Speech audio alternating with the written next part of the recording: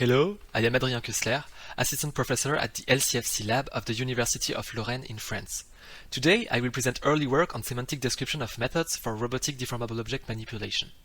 This work is inspired by an application where we have to design a reconfigurable cell for the industry. It needs to achieve multiple operations involving manipulation of deformable objects of various size and characteristics. While exploring the bibliography, it appears that solutions have already been proposed for several operations. However, the multitude of solutions is difficult to manage as methods for modeling, sensing, control, and grasping may differ largely. We propose a methodological approach to the system design problem. Firstly, we have explored the literature to search for features that categorize solutions, and we propose a list of properties and their associated semantic values. Feel free to explore these definitions and propose improvements during the poster sessions.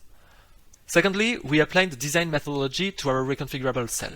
Our goal is to give it a new capability, which consists in unwinding a bobbin of rubber while controlling the tension within the product.